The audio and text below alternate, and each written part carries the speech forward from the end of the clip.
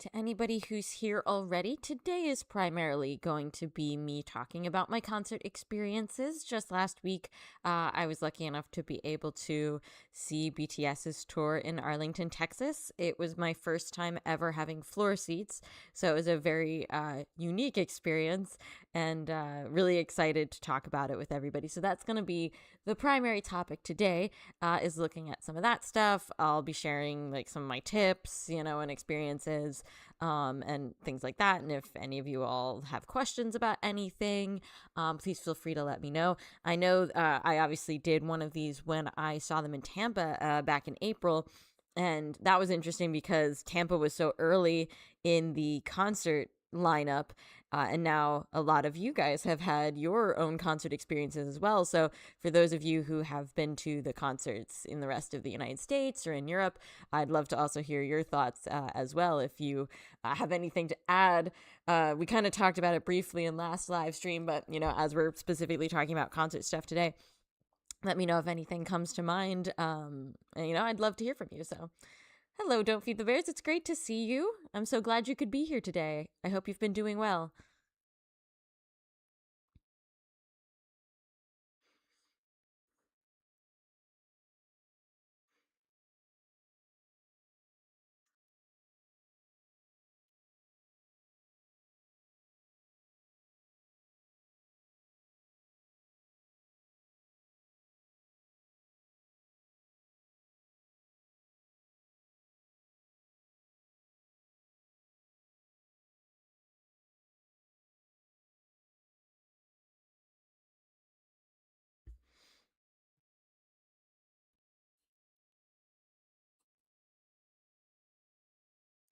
So, before we get started on actual concert stuff, I'll just do my housekeeping really quickly because nothing really has changed since my last live stream. In my previous live stream, I mentioned that my next live stream is going to be book club. But I still don't have any dates for you or anything on that. So as soon as I know, you guys will know. But I do know that I would like to do our book club for Map of the Soul 7, Persona, Shadow, and Ego in the World of BTS. I'd like to do that in September. Then I'd like to do our book club for Into the Magic Shop in October. Then November, the November live streams will probably be as I kind of start winding down for, the holidays and stuff. But, so I'll give you guys those dates as soon as I have them.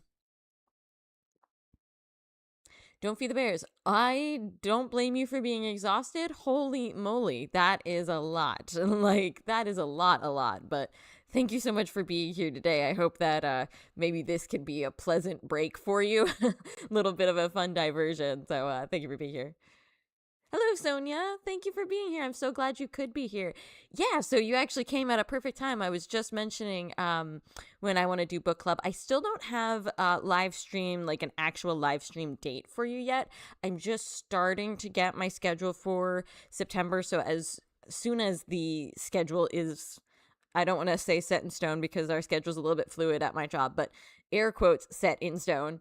As soon as I know more, I'm definitely going to let you all know. I'll post something on Discord and I'll post something in like the community section of my channel where the posts are to let you guys know. But I would like that book club for Persona, Shadow, and Ego in the World of BTS. I'd like that to be in September, and then I'd like to do Into the Magic Shop in October. And then those will be the last two book clubs for the year, just because as we start to get into November, I work retail. So obviously as we get closer to the holidays, my work schedule is going to get kind of crazy. And plus with just holiday prep, I think for a lot of us who do holiday prep, also trying to do like book club and things would be a lot. So then we'll pick book club up after the holidays again. But that'll be the next two is going to be the book by Murray Stein and then Into the Magic Shop. So those will be coming up and I'll let you know as soon as I have those dates. But I hope you've been doing well, Sonia. Thank you for being here today. Hello. It's so good to see you. I hope you've been doing well. Thank you so much for being here. I've been really excited to see everybody and talk about stuff. Like I was just saying a few minutes ago, this is going to be, my concert experiences. But for those of you who also got to see concerts, I'd love to hear about your thoughts and feelings as well. So I'm really excited to get into it. Hello, AK. Thank you. Thank you for being here. I'm so glad you could be here today.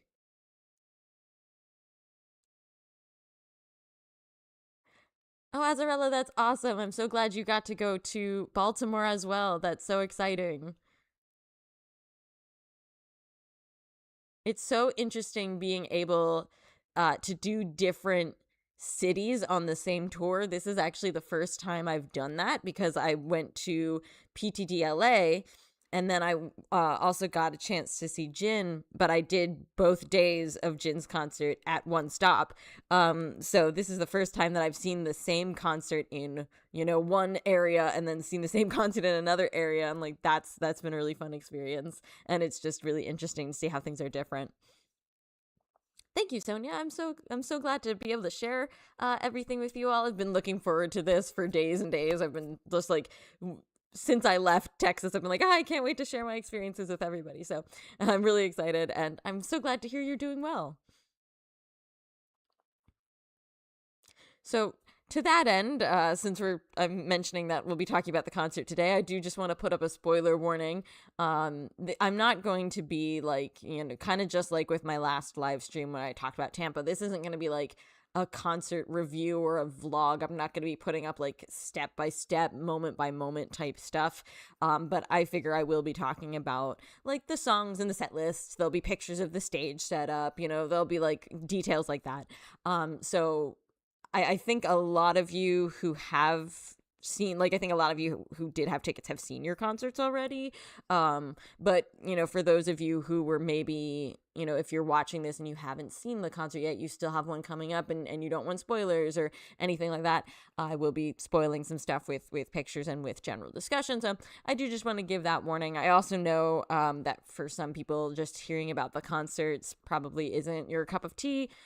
which I totally understand. So just putting that out there so everybody knows what's what. This is definitely going to be like a spoiler heavy, concert heavy discussion today.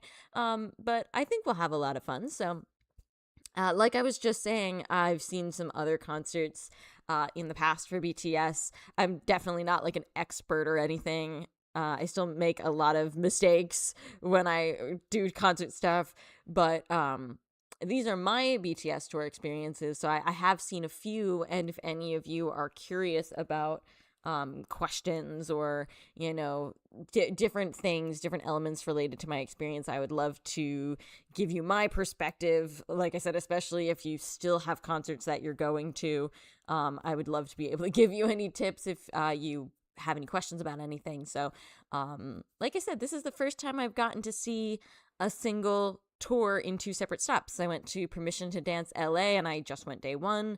Then I saw the Run Seokjin episode tour in Dallas day one and day two. And then this is the first time I did Tampa day one and now Arlington day two for the Arirang tour. And this was my very first time having floor seats. So that was a very different experience as well. It was it's amazing how different the floor seat experience is to anything else I've experienced in the other concerts. In PTDLA, I was in the 300 section. And then for Jin's tour, I was in the 300 section day one. And then I was in the 100 section day two. And then for the tour in Tampa, or I should say the show in Tampa, I believe I was in the 200s for that. So I've kind of been, all over the place with a lot of these seat arrangements. Obviously, it was a little bit different for Jin's tour because it was an arena rather than a stadium. So kind of feels a little bit different than when you're in that big stadium. But definitely a first for me this time to have floor seats. And I do have to say it was a magical experience. It was truly amazing. I was very worried and very stressed going in to this concert because I really didn't know what to expect from the floor. And there's obviously like some pros and cons, but I had a really, really good time. Don't Feed the Bears asked, are my ears still ringing? Yeah, honestly, the day after the concert, so Monday, I realized I was kind of having trouble hearing. I was like, people were talking to me. I'm like, what? Huh? And I even had concert earplugs with me that I was wearing for about half the show. So yeah, definitely took a minute for my ears to get back to normal, but totally worth it.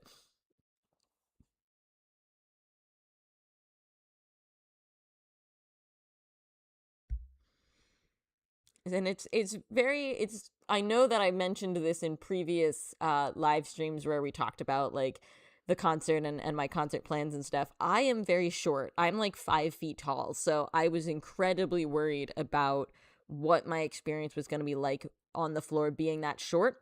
Now, I will also say something that I tend to emphasize when I buy tickets is I try to look for tickets at the end of the row.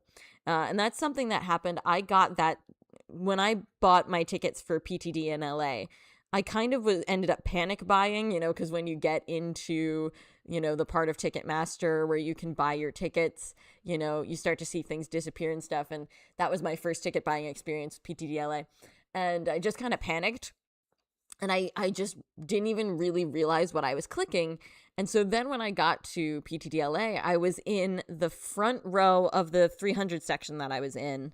And I was on the end and I was like, this is perfect. So ever since then, I've always tried to get the end of a row when I book tickets. And I've actually been successful in that in every single one that I've done. So because I was at the end of the row for my seats on the floor, I think that was kind of helpful as a short girl because I was able to sort of step out a little bit. Obviously, I wasn't like stepping into the aisle because they have it taped off and I didn't want to, step too far out, but I was still able to kind of step out a little bit, and that helped me with like my view of the screens and the thrust stages and stuff.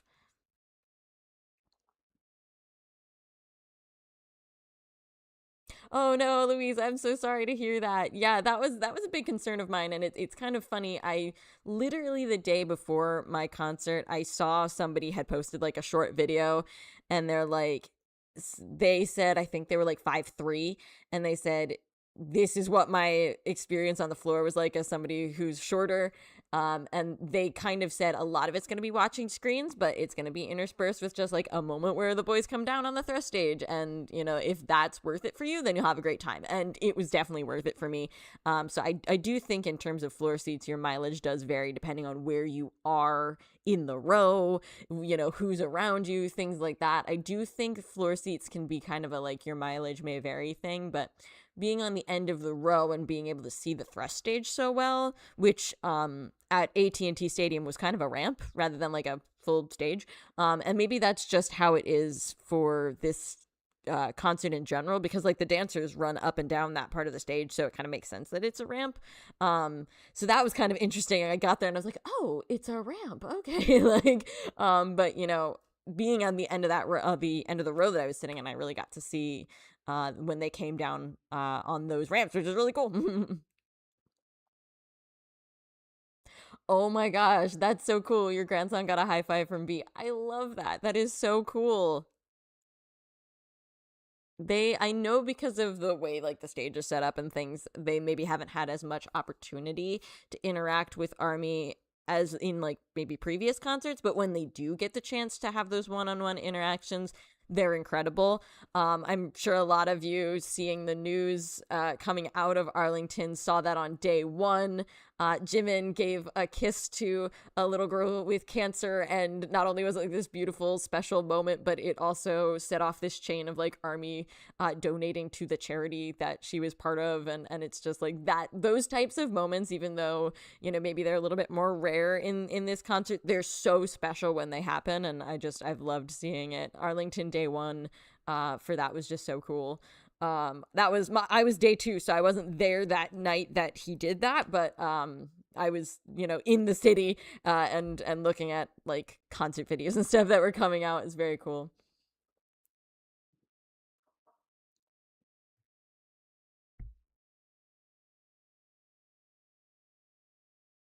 Right? Such a sweet moment. I loved seeing that.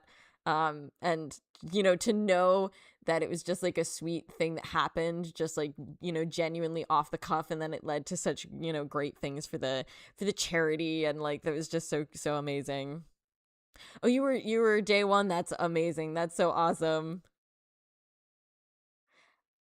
I feel like a lot of really cool, really iconic moments came out of Arlington both days. Because like I was there for day two, which is when poor Namjoon's shirt was all ripped in the back, which Jungkook made worse, and then Jin stuck his head through it during Butter. And I have to say that was probably one of the funniest things I've ever seen in my life. And so it's really funny now seeing how like all of like so many videos and things, like it's kind of gone viral, and it's so funny that I got to see that moment just like happen organically, and now it's gone viral.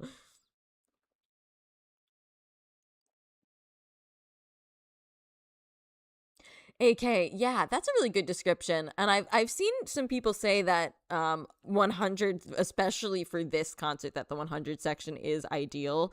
And like something that cuz I was with my parents in Tampa, and I was with my parents again now. And something that my mom said was, she was like, I would do floor seats again in a heartbeat. I loved it. It was totally worth it, but I'm glad that I had seen the concert previously when we went to Tampa, so that it was kind of a good comparison. So I definitely feel like having a seat in a different section on one day, and then like the floor seats, that's probably the better way to do it, because I do feel like it would have been a bit of a diminished experience if I had only seen this tour through floor seats. And I don't necessarily mean diminish in a bad way, because like I said, this was a magical experience. I'm so glad that I had it, but you do definitely miss some stuff. And especially with the way this stage is set up, it's kind of difficult to figure out, because it's that 360 design. Ostensibly it shouldn't have like a front, a back, or a side, but it kind of does. Like where I was sitting on the floor, I definitely felt like that was considered more of the side, and there were some times where the boys would be performing facing us directly, of course, because it rotates, but there were other times where they were facing like a complete other direction, and I'm like, if I had to choose what the front of the stage was, I would say that's the front of the stage. But it's a bit of a strange setup in that sense, because you know you kind of you kind of never know what you're going to get. You never know sort of what it's going to look like. But it was still, having those ramps there and things like that, we still got a lot of attention. Um, but yeah, your mileage definitely does vary depending on where you are and like how far back you are. I was about 8 rows back in my section, which doesn't sound like a lot, but the way the rows are, because they kind of had to almost form like a sort of a chevron, like a V shape towards that section of the stage. So it kind of felt further back than 8 rows would have you believe, but not too bad. I'll show you some pictures to give you an idea of everything. Just like with Tampa, my dad was taking like some amazing photos. So I have a whole bunch of his photos. I didn't take as many photos because honestly, I was just kind of in shock. I mean, I took a bunch of videos. I like to keep my phone down kind of low so that number one, I'm not, bothering other people. And number two, because the boys want us to be a little bit more in the moment for this concert, I don't want to have like my phone shoved up in my face. So I took a lot more videos than pictures, so these are my dad's photos. He took a couple photos of when the boys came down the ramp. So he got a couple in-person photos, but he also got a lot of photos of the screen. But I think he got some really good screen photos as well as in-person photos. So he, as usual, did an amazing job.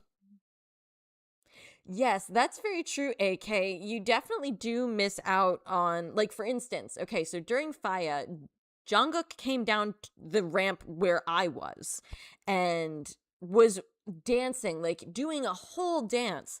And it was like amazing. We were transfixed on him, but he wasn't actually being shown on the screen. So unless you were in that section being able to see what JK was doing, you totally missed out on like this really incredible dance that he was doing. And I'm like, that is a shame that nobody else can see this. But, it definitely felt like a special treat just for my section. Hello, Hitchhiker Hobbit. It's good to see you. I'm so glad you could be here. I hope you have been doing well. And yes, it was a magical time. It was awesome.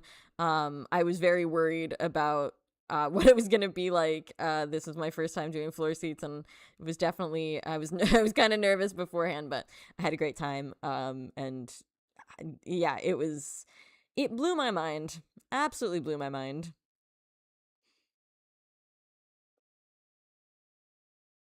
My dad was disappointed with his pictures because he was trying to zoom in for like when they came to our part of the stage or when they came down like the ramp a little bit, and he was like, I couldn't get good pictures, they kept moving. Which is like, yep, that is the risk that we run when we watch a BTS concert. They move a lot. But yeah, it was, I think I got some really nice videos, which I'm happy about, like I said, because I tend to keep my phone pretty low and I have my army bomb in my hand, so it's not always easy to film, but I think I did a pretty good job. Thank you, T Style. I will have to let him know because, like I said, he was very disappointed about how his photos turned out. So I'll have to be like, your photos were a hit again, because I know I was really impressed. He gave me his phone and I was looking through and I was like, these are great. What are you talking about? And he took a bunch of video as well, which I haven't even really had a chance to like go through his videos because I've been more going through my videos. But I think he got some really good videos too. So.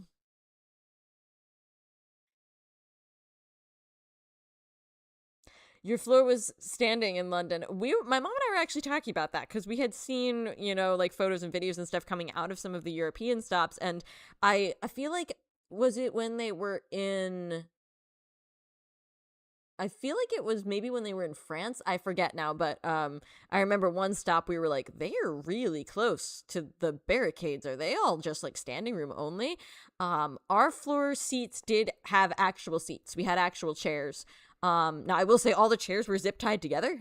So like when you were in a row, you were in a row. Like you were not moving those chairs, but yes, we did have seats, which was lucky because I think my experience would have been severely diminished if I had been tiny girl on the floor with no seat. Like that I think would have been a problem. But yeah, so thankfully we had seats. Yeah, that was, I think if I had gotten there and there had been no chairs, I'd be like, "Oh, yeah, I'm in trouble."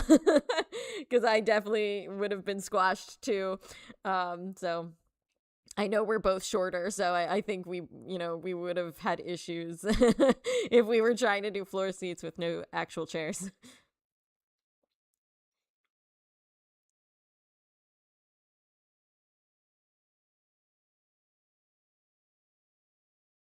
And the other thing that I was really grateful for this, something else that was really worrying me was I know that AT&T Stadium had the ability to be closed, but I wasn't sure if they would actually have the dome closed when we were there, and they did. They had it closed, thank goodness, because Texas in the middle of August is quite a lot. And I say this as somebody who's lived in Florida for the past decade, but yeah, it was really hot. And I'm like, if I am there on the floor and it's like, 100 degrees, I'm not going to survive. So thankfully, the dome and everything was closed. Hitchhiker Hobbit, that still blows my mind that I'm taller than you are, because I'm not taller than anybody. It is a very rare thing for me to meet somebody who's a little bit shorter than I am. So,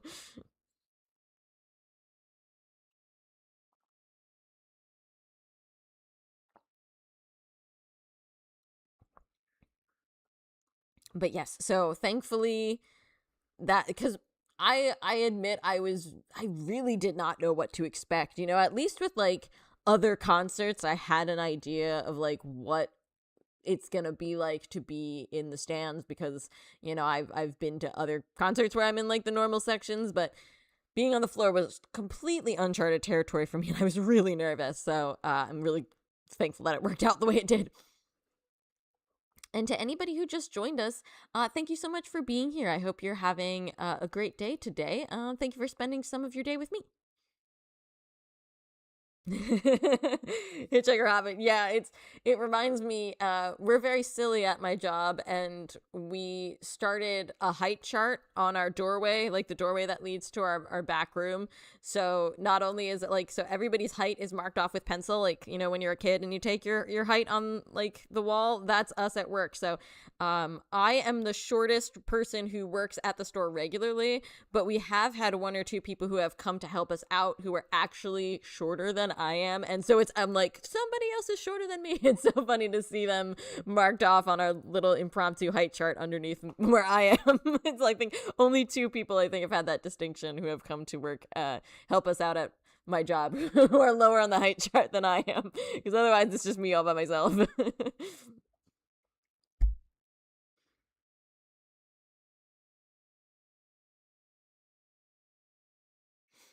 So, like I said, not too many pictures for me specifically. I took more video, and honestly, I was just kind of shocked. Like I said, I was just sort of, when I got to the venue, I was sort of sitting there like, I can't believe this. How is this even going to work? So, I took a few pictures. You can kind of see, the section that we're at is like kind of on the side.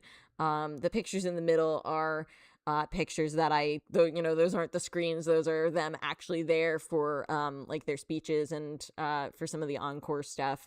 So that was really amazing to be able to kind of see them right there.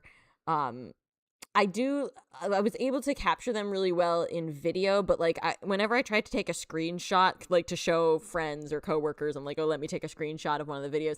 And, the screenshots of the videos never like turn out super well, which is why I didn't share any here, because they just kind of don't look super great, as happens when you take a screenshot of a video.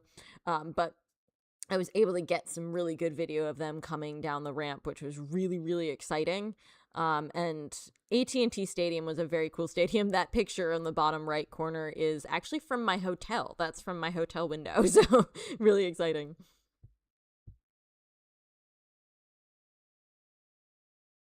AK, yeah, it's very interesting for this concert, especially because I feel like seats, how do I don't quite know how to explain this, but I feel like seats that otherwise maybe wouldn't be good become good later. Like, this is something that I was thinking about whenever I see the Idol parade. Like, if you're in the back of one of the floor seat sections when the Idol parade comes around, you have like the best seat in the house during that moment, but maybe you don't have as good of a seat for the rest of the concert, So it's just like, it's kind of interesting how your seat can be really good for some parts and really bad for others, and it's just, I do think that the 100 barricade probably would have had a really good view for Idol. I think you also would have alleviated a problem that I had. I don't know if you had this problem at your concert too, which was basically being stampeded during the Idol parade when you're on the floor, which is, I'll talk about that a bit later, like, because that was kind of intense, but I definitely think that's probably not as much of a problem in, like, one of the upper sections. Yeah, the Idol parade. I know you shared some of your videos on Discord. The seat that you had for the Idol parade on day two was incredible. Like that was unbelievably cool.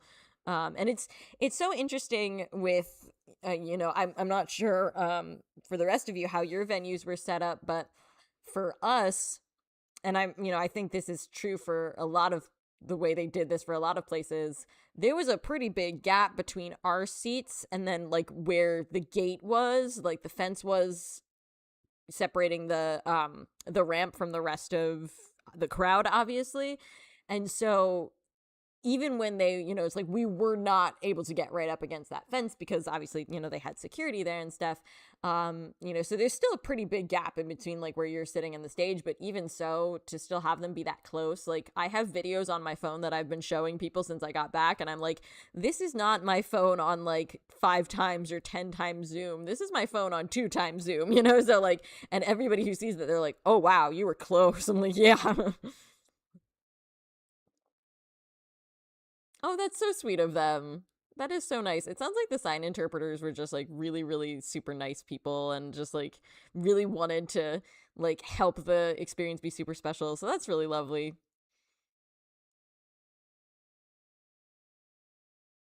I had it's interesting because I had 100 section seats when I saw Jin, and obviously because Jin was in an arena, not a stadium, that was a little bit different, but that was, I was like looking head on the stage, like right at the stage for that. But the only downside for where we were for Jin is there was some of the audio equipment there.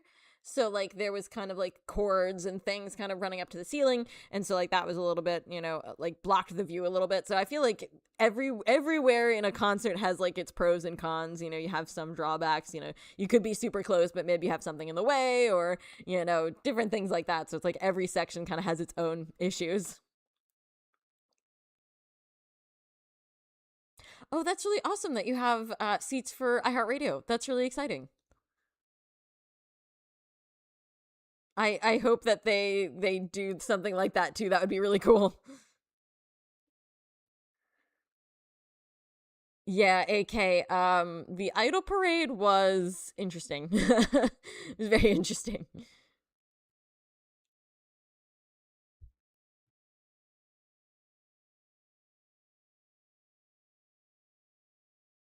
I feel like the Idol Parade is like such an interesting experience for just that reason. I feel like everybody kind of has their own, for some people, like for people in the higher sections, I'm sure it's like you probably do not see much, and then the floor is a really interesting experience. The 100 section is, it's just like everybody has their own kind of unique experience with that parade, I think.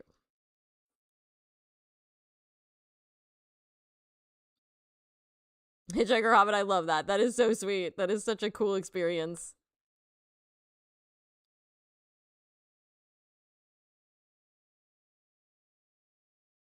Oh, that's really neat, Azarella. I love that. That is so exciting. I agree. It's very cool. Like AT&T Stadium was really really big.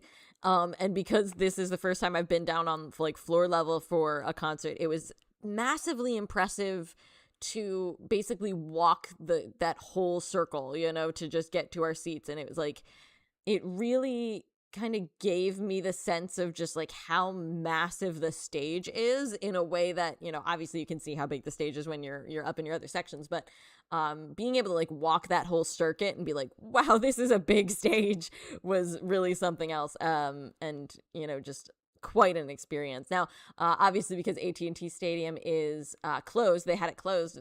We didn't do fireworks or anything like that, but it was still very cool to be like down there among all the confetti and stuff that they shot out, and that was a really fun experience too. Sonia, so yeah, I've never done sound check before. That's kind of like the next thing that I'd love to sort of check off my bucket list, is to do a sound check experience. But what was interesting about having floor seats without having, sound check, so obviously like I wasn't there in the venue earlier in the day, was, and I don't know if this was an AT&T Stadium thing. I don't know if this was a fluke and we got super lucky. Because you guys might remember me talking about my experiences of trying to get in the venue at Tampa and how I was kind of worried that we weren't going to get in time. We got into the venue so easily for this concert, and I'm not sure if it's because we had floor seats and so we were able to go to like the separate area where the floor seats were being admitted, or if we just got super super lucky. But yeah, we literally, our tickets said like multiple letters, like because a lot of times it'll be like gate A, B, C, whatever, and our ticket said like GHF or something, or like GHJ. I forget. And I was like, okay, well, I guess we'll just walk in the direction that the sign is saying. And we found somebody and we asked them if we were like going in the right direction. She's like, yes, but make sure you get a wristband because otherwise they'll make you come back outside. And we're like, oh, okay, good to know. So then we found somebody at that area and we're like, hey, hi, they said we need a wristband. And he's like, oh yeah, you get them up there. Oh yeah, your tickets say you're good to come in this way. And there was like no line. So we got in, we went through bag check really easily. We went through ticketing really easily. We got our wristbands really fast. And we were literally, I think I waited in a longer line to use the bathroom than I waited to get into the venue. And I'm just like, I feel like this was a fluke. I don't know how this happened.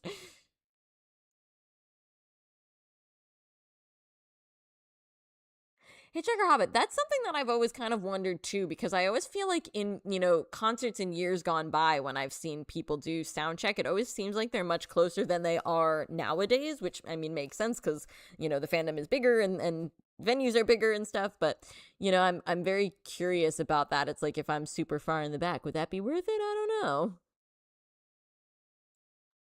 AK, that happened to me as well. I was so curious if that was just an AT&T Stadium thing, or if it was like a floor seat thing, because that's exactly what happened too. Yeah, bottle of water, open plastic cup. People spilled stuff constantly because it's like they would fill your cups up to like the literal top so you would get your money's worth, and then you had to carry them back to your seat and like leave them there under your chair. I'm like, this is weird. And I get it as a safety thing. I totally get it. But yeah, that was kind of a lot. And I feel like it was very easy. Like, I'm fairly certain that I left my cup behind because it's so easy to forget them. Like that's a big thing is with army etiquette. It's like we need to be better about cleaning up the venues and stuff. But like, I wouldn't blame people if they just forgot that their cups are under their chairs because I know I sure did.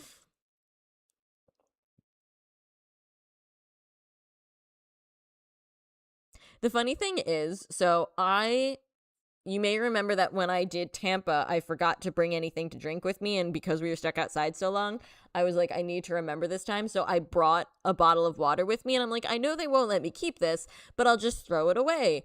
Nobody challenged me until like literally half an hour before the concert started. And then they were like, hey, you can't have that bottle. And I'm like, I've had this bottle for the past 3 hours. Maybe not 3 hours. That's a bit of an exaggeration, but about 2 hours because we got to the venue. I actually got to the venue a little bit before doors open, which is kind of funny because I think doors opened at 5:30.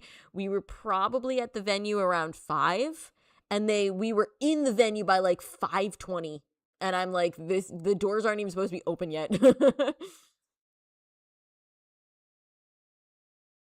Yeah, we were, I think, really lucky that because the venue was closed, it was air conditioned because otherwise, yeah, that one of my concert tips after Tampa was like hydrate, hydrate, hydrate. And I still heavily emphasize that. I would definitely emphasize that for Texas for the people who were outside longer because it was so hot.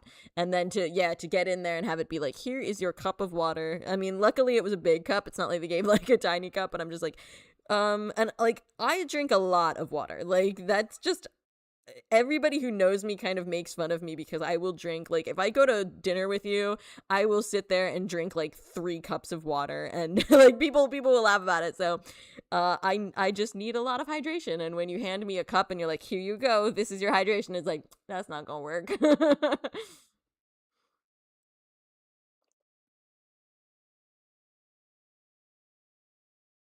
That makes sense too. Yeah, to avoid people smuggling in alcohol. I didn't even think of that, but that makes a lot of sense. Because, yeah, I have a refillable bottle and I knew like I'm not going to be able to take that in, but I just took like a regular water bottle and I was like, I was so surprised that they let me go in the venue with it, but I'm like, hey, cool, whatever works. But yeah, it's, same thing with me, AK. I didn't think of that, I honestly, because I had seen in the venue rules that they said not to have bottles, and I thought that they meant either like refillable bottles or glass bottles, things like that. Um, or also, like, a lot of times venues tell you not to bring in outside food and drinks. So I'm like, oh, yeah, they don't want us to bring in water bottles, but you can buy water bottles. And then I realized why when we were leaving the venue, because it was kind of strange to leave the floor. You had to go up like stairs to get back up to the regular level, and that necessitated passing other people's seats, and I saw other people had bottles and I'm like, oh, we weren't allowed to have bottles because we're on the floor. That makes sense. Yes, Azarella, I completely agree that I literally had gotten like Gatorade and Powerade packs for Tampa, and I took them again to Arlington and was like, okay, yes, this is good. Because yeah, it's so strange. I'm not very good in the heat. I never have been good in the heat, but I've lived in Florida for the past 10 years, so you would think that I would have gotten somewhat better, but no, I am so bad in the heat. I get dehydrated so easily, and definitely always need to like be replenishing my electrolytes. It's so lame. I saw a thing online recently where apparently the ancient Greeks had a word that loosely translates to bad at summer, and I'm like, that's me. I'm bad at summer.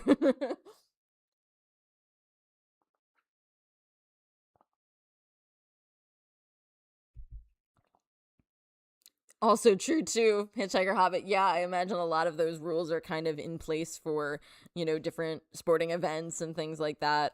And when it's like, I know that I'm sure there's some people who get into the BTS concerts who would behave badly, but it's like I would say a large majority of us probably aren't going to throw bottles at the boys. Like, not in a million years. You couldn't pay me any amount of money to get me to throw a bottle at one of them.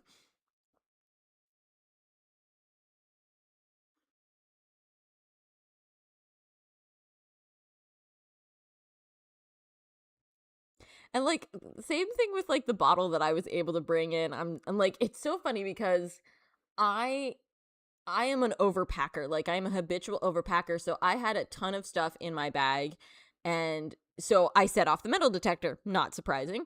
And they had me step out of line so they could just check my bag, and they like checked it, like very quick and easy, and they're like, "Okay, you're good."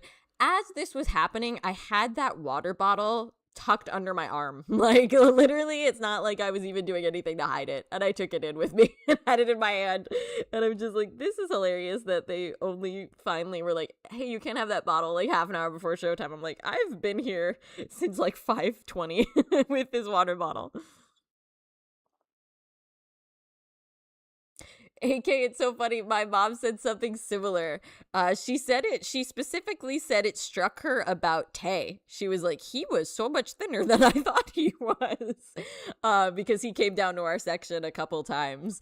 And yeah, I think there's a lot of pros and cons with the floor seats. I can definitely see where like it's not for everybody. It doesn't fit everybody's needs.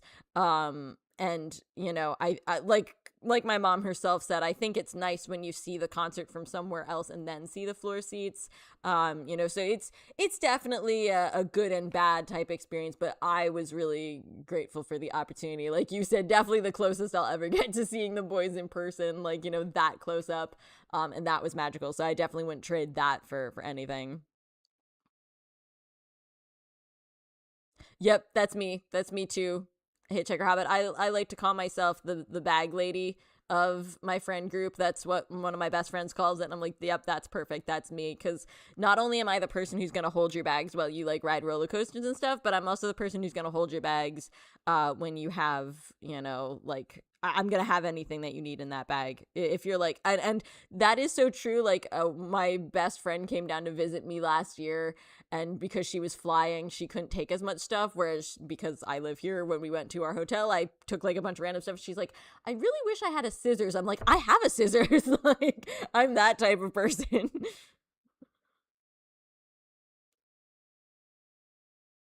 Yeah, Sonia, and then the high humidity definitely is a thing here in Florida.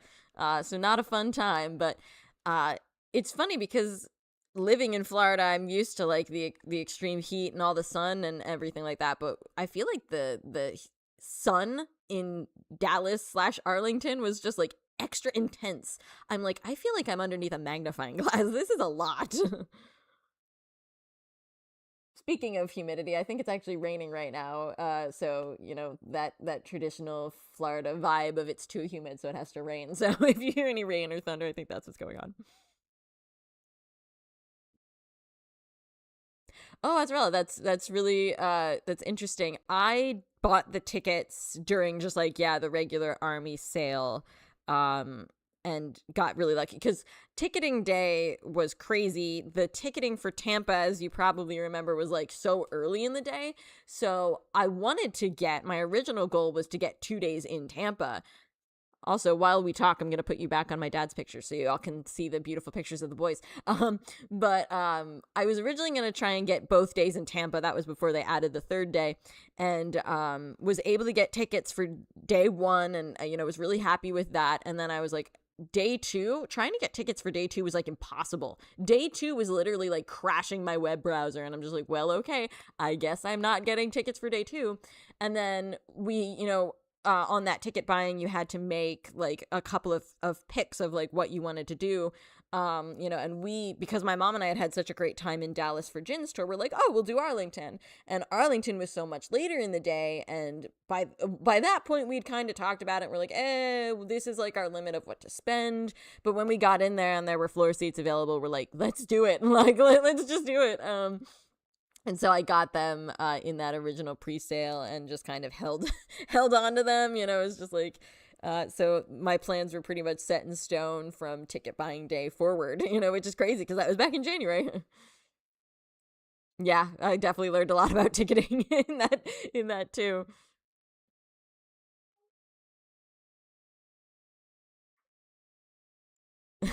That's actually really funny, Hitchhiker Hobbit. Like the difference in that.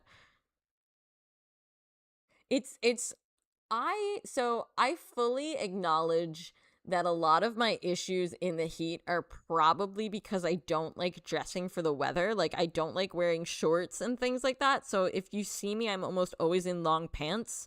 And I know that's just dumb.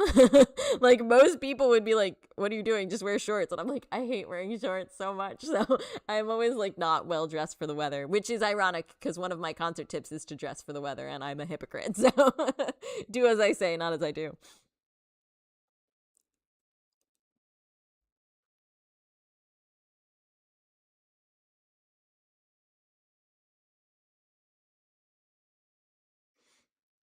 So I do also want to share with you, just like with both the video that I did for the Run Jin concert and the video that I did for Tampa, the freebies that I got.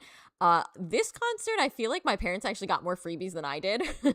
Part of that is because there were a lot of army. I feel like whenever you stay at a hotel to go to a concert, you tend to encounter a lot of army there. And so my parents kept encountering army like when they went down in the morning for breakfast. And as a night owl, I tend to also be a late riser. So you were not catching me there at breakfast because that was well before I woke up. But like my parents are down there and we're getting freebies. So my parents have even more freebies than I do. But this is a sample of the freebies that I got. We got some really, really cute stuff. Some people made some like that beautiful Arirang symbol keychain, and somebody made like a beaded bracelet, which we all wore to the concert. My dad actually wore his on the airplane home, which was really cute. Like, I looked over, I'm like, you're in your Bangtan bracelet. Like, and just some really, really cute stuff. And my parents, I like love getting freebies when we go to the concert, so I'm always so grateful. I've seen a couple people online say that armies aren't giving the freebies to older armies as much, but I definitely, that's not something that I've experienced super much. I've seen like my parents get a lot of freebies, and like I said, they got even more than I did this concert, so I'm very grateful for that. It's really, really sweet.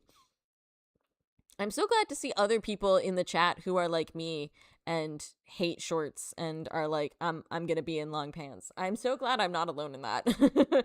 Me, that's just all the time.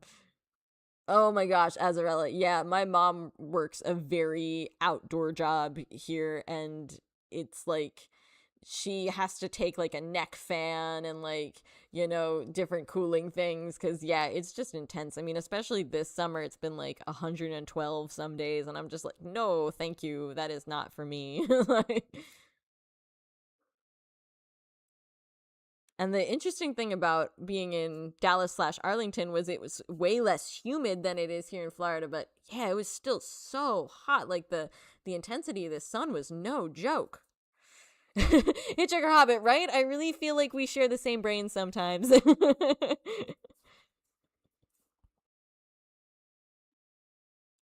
I will say, for like all of my fellow like people who hate shorts and, like to be in long pants, I recently made the investment in buying linen pants for the summer, and that was probably one of the smartest things I've ever done. And it was still hot even in my linen pants, but I think if I hadn't been in a lightweight, kind of specially designed to keep the heat and the sun off of you type of garment, I would have just been like a melted puddle on the floor. Because yeah, that was a lot. And I said this in my last concert live stream when I talked about Tampa.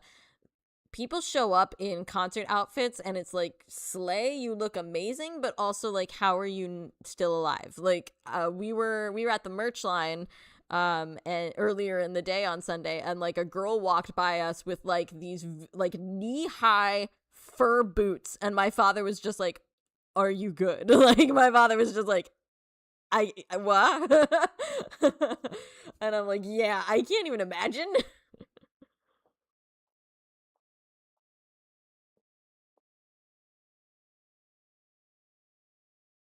That used to, before moving to Florida, I used to be in like, not like yoga pants leggings, but like, like the legging that you would kind of wear as more of like a professional, like a heavy material sort of, professional legging. And that's what I would wear a lot when I still lived in Pennsylvania. And then once I moved to Florida, I'm like, yeah, this isn't gonna happen anymore.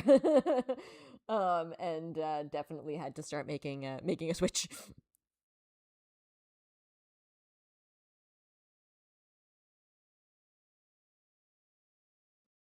Yeah, knee high fur boots. She looked great, but definitely a choice. And a lot of people have adopted like that hooligan leather look, and I'm just like, you look fabulous, but it's 112 degrees out. Maybe not that extreme, but pretty extreme. Like, we were in the hotel and my dad would have the weather on and it would be like, today's high 107, and I'm like, that's great, love that.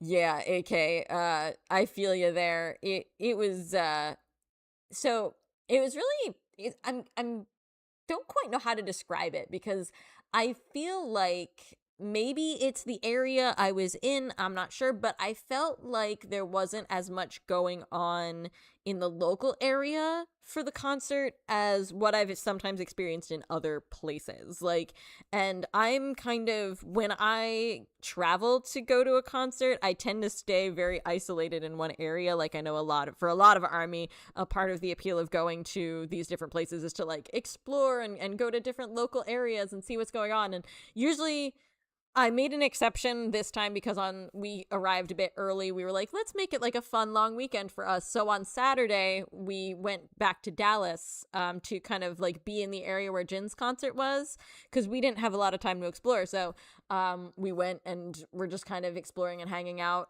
So that's like the one and only time I've made an exception to be like, let us go forth and explore the area. But Arlington itself didn't feel like it was as like BTS centric, especially considering I was staying so close to the venue. I was expecting that maybe there would be a little bit more BTS atmosphere. Maybe the local area just kind of didn't lend itself to that because of the way everything was set up. But yeah, it was a little bit low key, which I mean, when you're in a hotel, like I said, Army definitely take that hotel over. So we had our own thing going, but definitely didn't feel like there was as much of a vibe.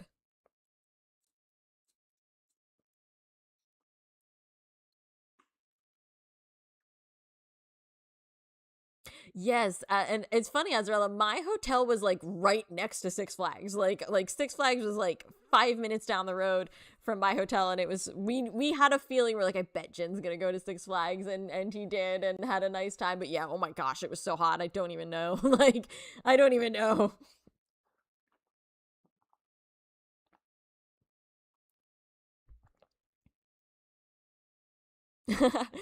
Don't be the bears. Thank you so much for being here. I hope you have a great day as well. I'm so glad that you could stop in. As always, this will go up, and you can hear the rest of it if you want to catch up on anything that you may have missed. But I'm so glad to see you today, and I look forward to seeing you at the next live stream, which will be sometime within the next few weeks for book club. But thanks for stopping by. It was really good to see you today.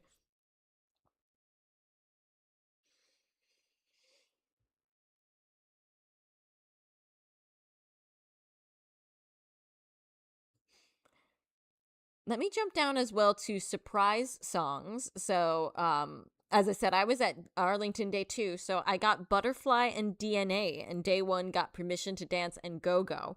And with absolutely no offense to Permission to Dance, which I love, but I'm very glad that I didn't get Permission to Dance because that's what I got in Tampa. Tampa, when I went, was Permission to Dance and Magic Shop. And I think if I had been at another concert in another state and had got Permission to Dance again, I'd be like, what the heck? So I'm very glad that we got some different songs on day two. Butterfly was really, really heavily requested. Kind of like in Tampa, people were really heavily requesting Pied Piper. People were really heavily requesting Butterfly. And I'm really, really glad that they did it. It was beautiful. I never thought I'd get the chance to hear Butterfly, so that was such a wonderful experience. Thank you. Yes, I definitely felt kind of blessed, and it's so funny because when I went to Tampa, I was there day one, but I wasn't there the subsequent day. So on day one, I saw a lot of people requesting Pied Piper, and then they did Pied Piper day two. So I don't know if a lot of people were requesting it day one and then also requesting it day two, and we finally got it. But like people already had signs, like people literally had signs in the shape of a butterfly. And I'm just like, clearly this is the goal. People went in with this, as the song that they had in mind, and the DJ was very nice and listened and gave us Butterfly, and that was a beautiful experience. The surprise songs were also a lot of fun too, because that's when I feel like that was like the highest concentration of the boys coming down the ramp. I got to see Namjoon that way. I got to see Tae that way. Jin had also come down during Fake Love, but he came down again during the surprise song. So that was really fun. It was definitely blessed during the encore to get to see them multiple times. So that was really cool.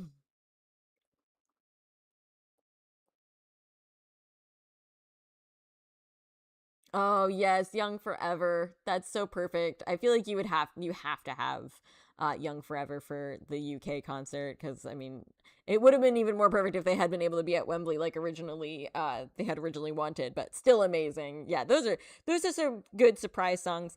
My dad had been like, "What do you want as your surprise song?" And I'm like, "Well, you know me. Of course I want On or Black Swan." So I was a little sad I didn't get either of those, but I can't argue with Butterfly, and DNA brought such fun energy, and I love watching them do the dance kind of because usually they're so far like flung on opposite parts of the stage, they don't actually get back in time to do the DNA choreography, but they kind of try, or like two or three of them will do it, and it's just so endearing and I love it. And so it's like that was really fun, and I'm glad I got to experience that. Right, right, Hitchhiker Hobbit. Yeah, I think you guys would have been completely justified if you had decided to ride if you didn't get Young Forever. Same thing like when they were in Mexico City. Of course, they had to do Airplane Part 2 because there is even a line in Airplane Part 2 about Mexico City. So it's just like, there's just certain songs that have to happen. Like,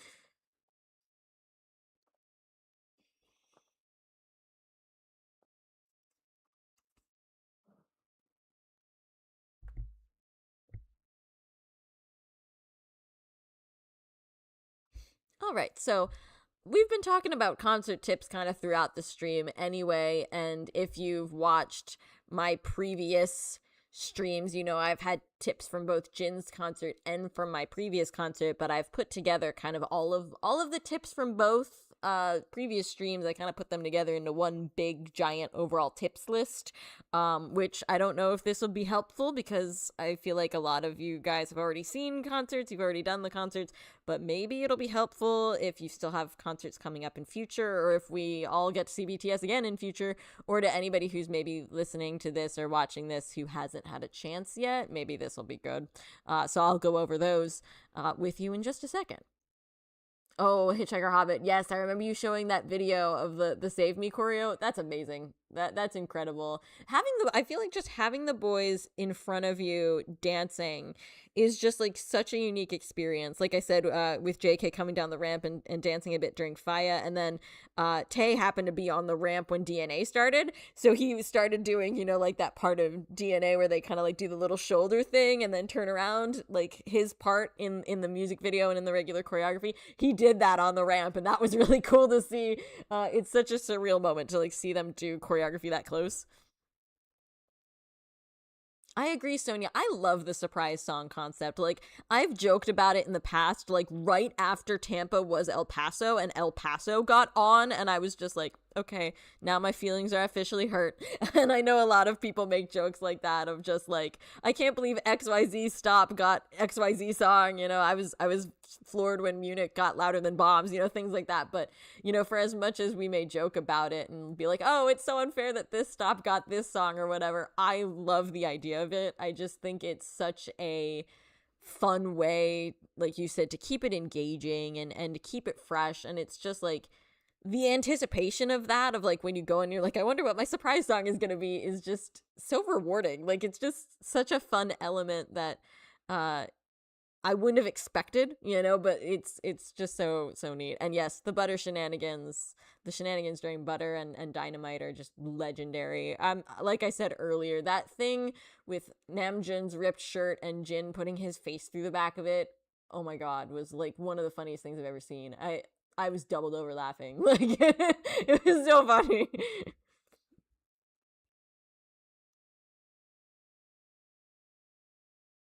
Wow, both days in London, Munich, and Paris. That is amazing. That is so cool. It's funny. My mom was kind of, because like I said, we decided to make it a bit of a long weekend. We knew that we had the concert itself on Sunday, but we're like, let's have it be like a nice little vacation. So we arrived like kind of late Friday, and then we had all day Saturday to just kind of have fun and explore, and then Sunday was concert, and then we left on Monday. And my mom was like, do they have tickets for Saturday? I'm like, the resale tickets for Saturday are like $2,000 a piece. And she's like, darn. Like, she really wanted to go more. Right, yeah. That's something that my dad said when we went to Tampa. He's like, I paid for a seat that I didn't sit in. I'm like, that's the concert. You paid for a spot to stand in and jump around. Like, yes, AK. I think it's so true. I think we're all just like mutually jealous of each other.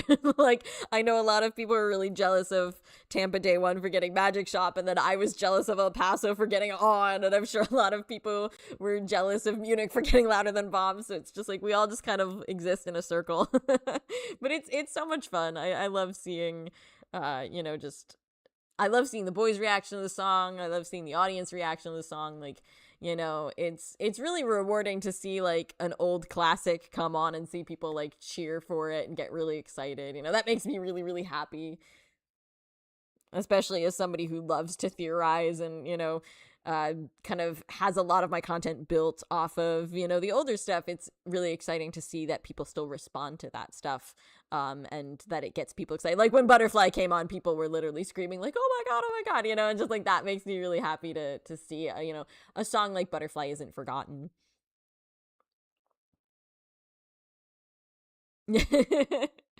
Honestly, though, so valid. Yeah, when I found out El Paso got on, I just kind of had to lay on my bed and stare at the ceiling. I'm just like, I'm so sad. Like, not on. And then I forget what stop got Black Swan, but that hurt too. I was like, my feels. But it's great. I whoever came up with the surprise song concept, I think it was such a smart thing.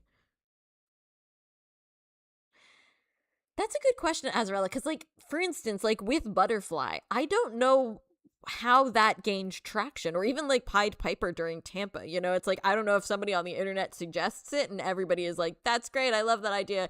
Because I really do feel like the DJ takes like the audience feedback into account. And, but then I'm not sure, like, you know, like for instance, DNA was our other song. So it's like, okay, maybe Butterfly got traction and they decided to play Butterfly, but why DNA? You know, like I'm not sure if they try and balance it out with like a more upbeat song. And then like, because I mean, like that doesn't quite work for a lot of the stops because like they'll get two upbeat songs. Like even Day One got both Permission to Dance and Go Go, which are both really upbeat. So I can't even say like, oh, it's one upbeat song and one more like, you know, emotional song, because it's not always. And so yeah, I'm not sure. A smart thing but a cruel thing, right? Keeps us in a perpetual state of longing, I think. It's teaching us grace. It's teaching us how to let go of things that aren't meant for us.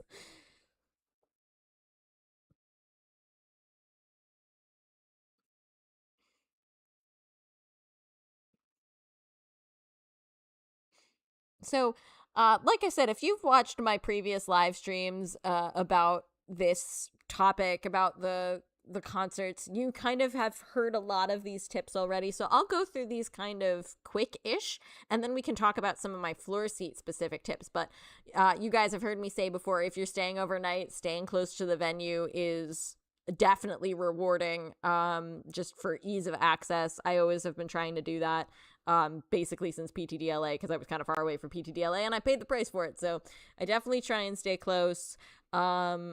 I do, you know, anybody who goes to a concert, you definitely need backup power for your phone. I do want to talk a little bit about army etiquette, so I'll come back to that one. As we were saying before, be mindful of your basic needs, dress for the weather, hydrate, make sure you eat food, because venue food is very expensive and can be difficult to get. So eat before you go if possible, get to the venue with time to spare. Like we were saying, you know, sometimes trying to get in is really crazy. Familiarizing yourself with venue rules, I think, is really important because the venue rules are so different from place to place. And as we were discussing before with floor seats, they're different from location to location. You know, up in the 300 section, you're going to have different rules than down on the floor. So it's never a bad idea to check these things before you go. Bag policies, especially, like we were able to take regular bags for this concert and we were not able to take regular bags for Tampa. We had to take like really tiny ones. So, you know, different things. And ticket policies as well. For instance, the tickets this time around, for me, were on SeatGeek rather than Ticketmaster. So like that's something to be mindful of. You know, you want to make sure you have the right apps, you have the right things downloaded, you have your tickets saved correctly. Definitely good things to do before the day of. Now, obviously, like, excuse me, they don't usually let you access your tickets beforehand, but, you know, you can at least see them. So that's really, really important. Oh, yes, Hitchhiker Hobbit. Yeah, I definitely agree with that. Concert earplugs, I was just mentioning that earlier. I think it's especially for like the floor seats. It really helped. Like even if you just keep them in your ears and kind of get acclimated to the crowd noise, I do think it helps. Like what I tended to do was I had them in for a little while and then like I would pull one out and then I would kind of just let, you know, the one ear get used to the noise and then I'd pull the other one out and be like, okay. And like there were a couple of times where I pulled out my earplugs because I wanted to hear a little bit more clearly, and then I was like, and the crowd noise is intense, they're going right back in. So it's nice to have. You can get them for like really, you know, really reasonably priced on, you know, like online retailers like Amazon and probably even in like other stores in person. But yeah, concert earplugs are specifically designed to kind of filter out the crowd noise but let you still hear the music. And yeah, I think it's so worth it. I 100% agree.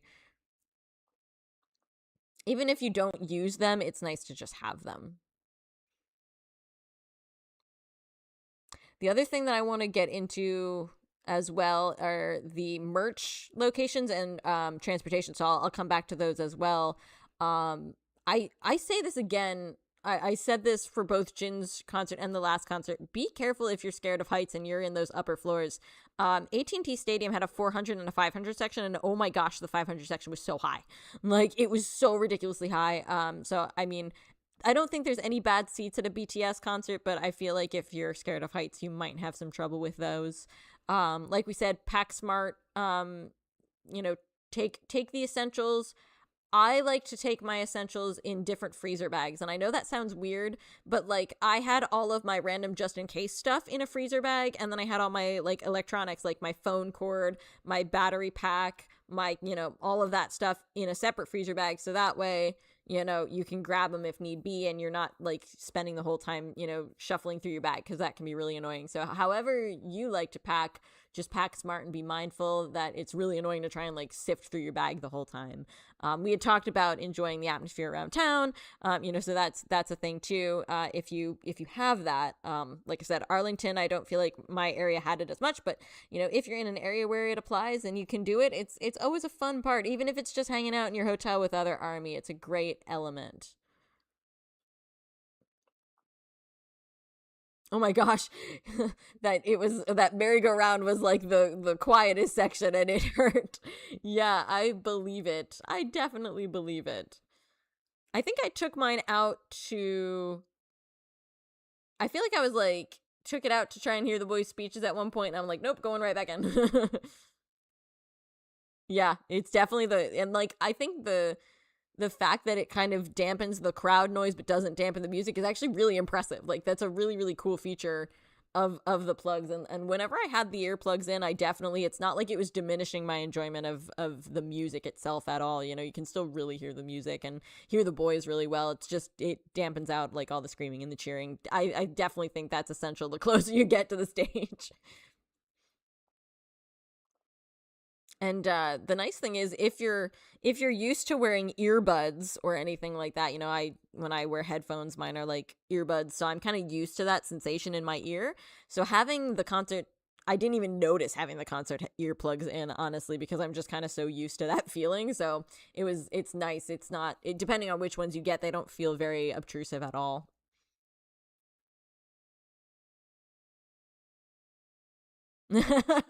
Yeah, AK. I think that's valid.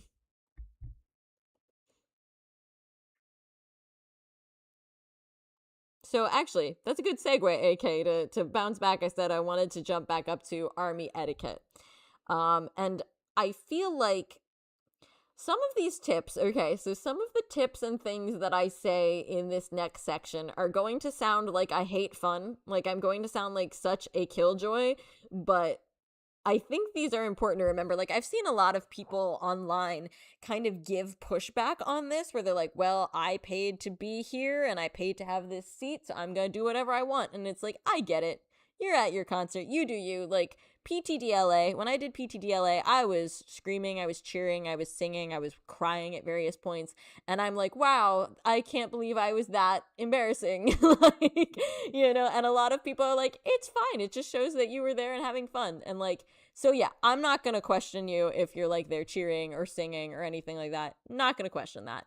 But also, I do think for some things, it is important to remember that other people are there with you. Signs and army bombs were a big thing, especially on the floor. I've and cameras and stuff. Like that's actually something that I said to my dad. I was like, I saw him with his phone up at one point, and I said to my mom, can you tell him to not have his phone so high? I don't want him to block the people behind him. And I feel like not everybody stops and has that thought process. I feel like not everybody stops and goes, ooh, let me make sure the people behind me can see. But I do think that that's an important element, especially when you're on the floor, things like that.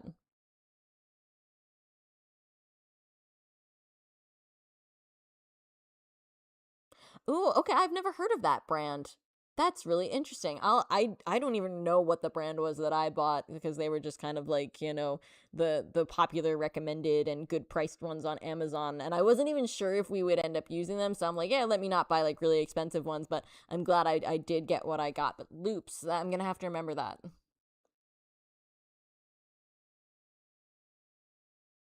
Yeah, the ringing in the ears, and I know a lot of people say, like, if you do concerts a lot, then you can actually get, permanent kind of ear ringing. So definitely protect your ears, 100%. It's having other people scream and damage your ears is definitely not worth it when you can still enjoy the music with a concert earplug in. And I've told this story before, but when I was at PTDLA and the boys came out, the crowd noise was so intense that my ears popped. You know the way your ears pop on an airplane? Yeah, I had my ears pop during just crowd noise. It's a lot.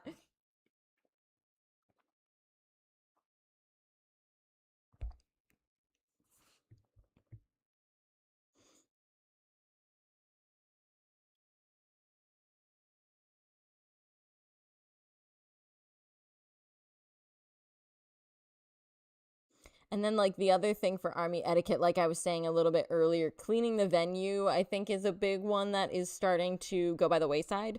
Um, Now, I think the venues are still pretty clean, all things considered. I don't think people are like making a mess and leaving it, things like that. But um, like I had said about like there being a lot of spill drinks and stuff because of the way floor seats had to be with no bottles. But if I feel like if Army spilled something, they were getting somebody's attention, so it could be cleaned up, relatively quickly.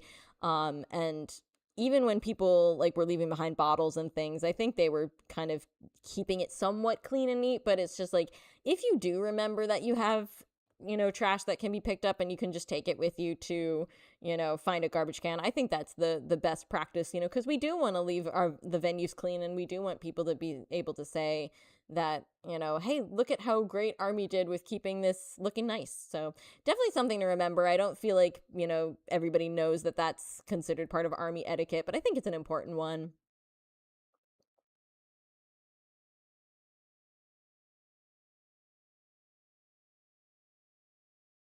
Yeah, that's really nice to Shaker Hobbit, and I think in the heat of the moment, sometimes you can really easily forget that there are people behind you or next to you or anything like that.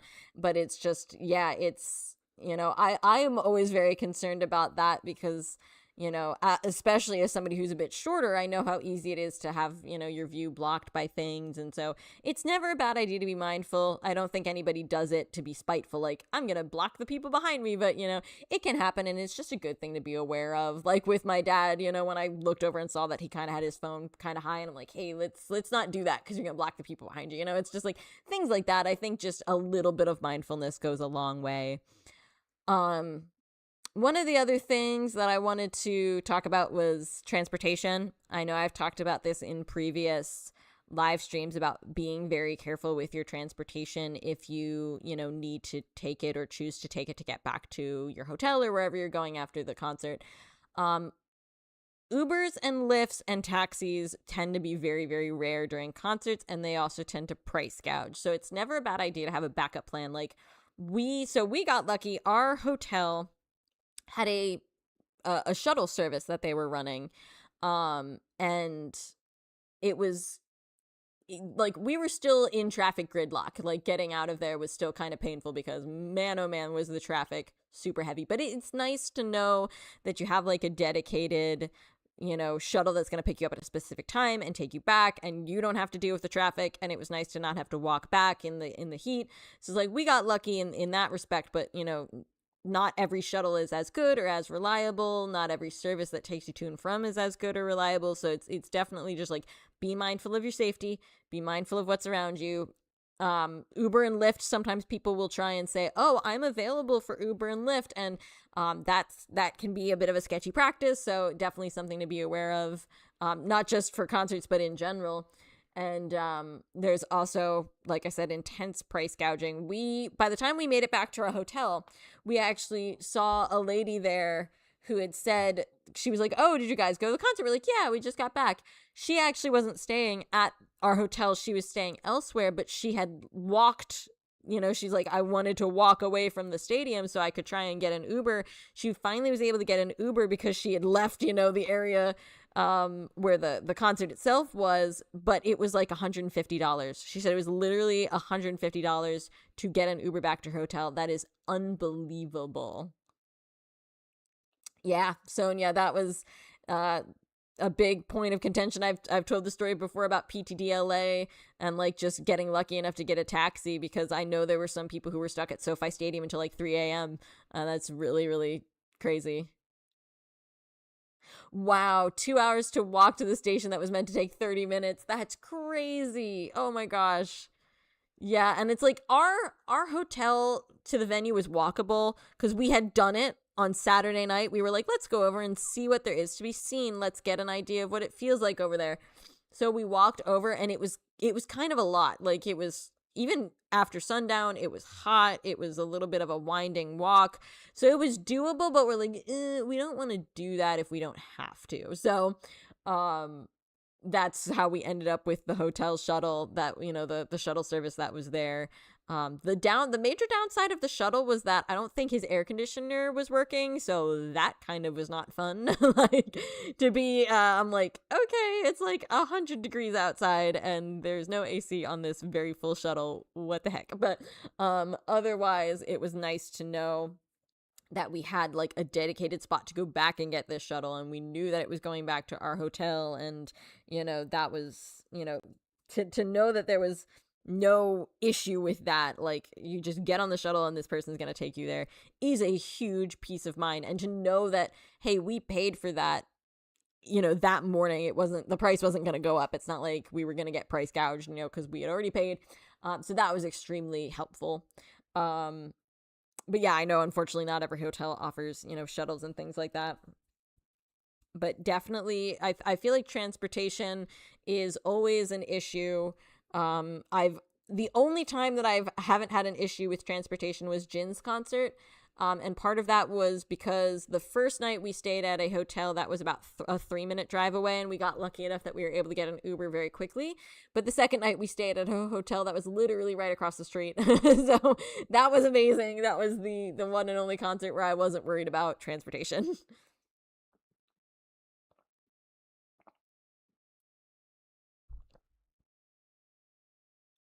The other thing, talking of like transportation and things and stuff, is merchandise. So planning well in advance for merchandise, I think, is really important. And Arlington was interesting because it actually had so many different merch related venues. So there were two different areas for merch that were outside of AT&T Stadium. So one was the place where we went to go get our Weavers pickup, and then the other was nearby, and that was just where the regular merch tents were.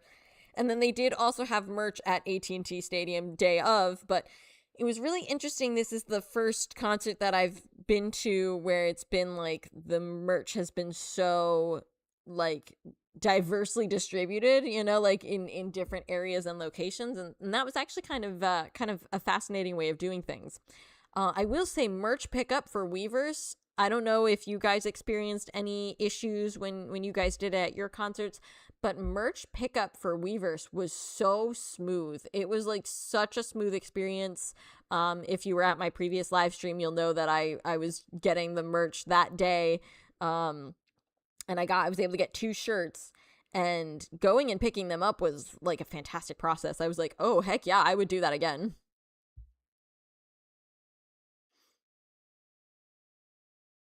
Good. Oh, I'm glad it worked well for you in London too.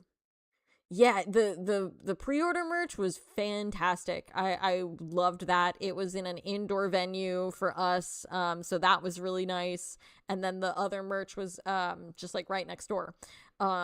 Now I will say the regular merch booth still did sell out of stuff, but my dad was able to get a hat. He was very happy that he was able to get his hat, a little baseball cap. But by the time we got up to that line, everything was gone, other than like the hats and some of the army bomb trinkets, and it was like, wow, okay. But yeah, I think the only downside that I really experienced with Weaver's merch pickup was trying to get it, that day that it came out, was very difficult. Things sold out so quickly, but the actual pickup process, amazing. I hope they keep doing that at future concerts because it was awesome. Yours was in an old empty IKEA. That is so interesting. There was apparently there was an esports arena there in that area. So it was at the esports arena, And then there was another stadium called Choctaw Stadium that had the rest of like the regular merch lines. I will say that the merch at Choctaw Stadium, that was a little bit insane. That was like a huge, huge line.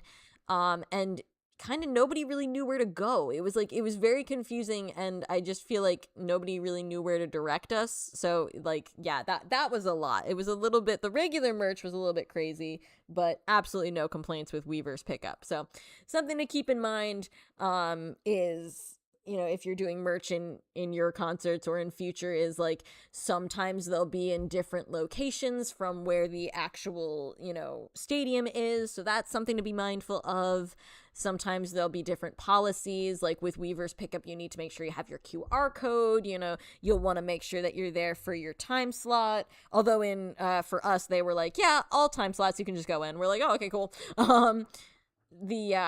They didn't give us, you know, that was something that they said on like right on Weverse, is like that they don't give you bags, you know, so that's something to consider. I saw a lot of people walking with armfuls of stuff, and I'm like, ooh, did you not have anything to put this in? Like, you know, because that's not fun to have to carry all your stuff around. So it's like, if you can take a bag, take a bag. But so definitely check all of those policies, and just be careful because merch lines can get crazy, and you know, that can be a bit of a chaotic experience. So yeah, just be safe.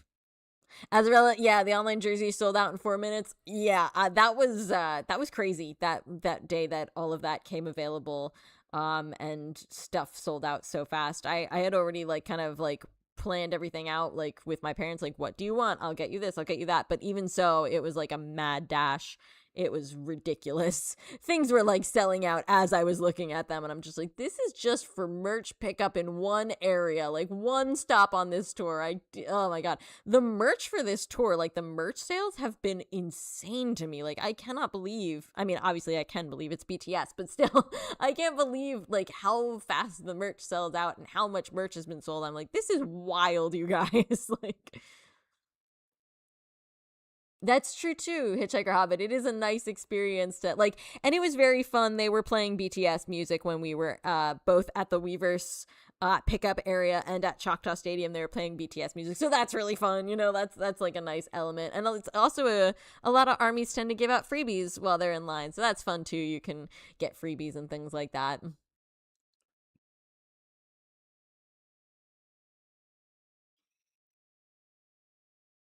So I don't have too many floor seat specific tips. I only have a few. And like I said, I fully acknowledge that these tips are going to make me sound like I hate fun and that I'm just like a Debbie Downer, but you know, I'm okay with that. I still think these are essential tips to go through. The first one, kind of, I already talked about earlier, with like getting into the venue with floor seats can be different than regular admission. I'm still not sure if our getting into the venue was made so much easier by the fact that we had floor seats, or if it was a fluke or what, but it was very easy to get in with the floor seats. But I'm so sorry for that background noise. Sometimes my fridge decides that it needs to throw a fit while it's trying to make ice. So if you hear any of that noise in the background, it's my fridge. But like I had said earlier, the floor seats came with like a wristband. So, you know, and they checked those wristbands to make sure that we were where we were supposed to be. So I don't know, for those of you who had floor seats in other arenas, or I'm sorry, other stadiums, I'm not sure if you guys had like a similar experience, but you know, that's something to be mindful of if you're trying to get in. Make sure you have that. And we were like very, very grateful that that person had told us that we needed wristbands, because we're like, we would not have known that otherwise. So just, you know, things to consider if you're doing floor seats for the first time. You know, you might just want to check with somebody and see what the policy is, because it can be different from place to place, and you know, different experience if you've not done it before. So it's definitely something to be mindful of when you're trying to get into a venue. I do think that army etiquette in the floor seats is even more important than in some of the other areas, because, you know, holding up signs, holding up your army bombs, you know, holding up your phones. I think it's even more pronounced when you're all on the same level, you know, when you don't have like, because when you're in other sections, you know, the seats go up, so you can even have like a little bit of a view over somebody's head. You don't have that on the floor. So I think it's something to be even more mindful of when you're in those floor seats. Something else that I think is also should be mindful of is the floor can get a little rowdy. And I think that is especially true when it comes to the Idol Parade. So the Idol Parade was a bit of a chaotic experience. I'm curious if the other members here who were on the floor, if you experienced this as well. But yeah, I kind of was worried about this happening during Idol, and I was right to be worried. I pretty much got bodily shoved out of the way, and being a pretty small person, it was very easy for people who were taller than I am to basically hip check me or shove me, elbow me, shoulder past me. Yeah, and that was intense, especially being on the end of the row. People basically pushed me out of the way to get to the barriers, to rush the barricades. And listen, no shade. I get it. You want your chance to see BTS. You paid for a floor seat just like I did. Shoot your shot, go for it. But at the same time, kind of wasn't expecting to get shoved around as much as I did by ARMY. And I'm just like, that kind of is sad. I also had people do similar things sometimes when the boys came down the ramps. Like, at one point, Tay came all the way down the ramp and went out to kind of see people and left the ramp and went down. And when he did that, there were definitely people who kind of I don't even know where they came from, because I was on the end of my row. My mother was next to me and my father was next to her. And then somebody at one point appeared over my shoulder, and I'm like, where did you come from? Who are you?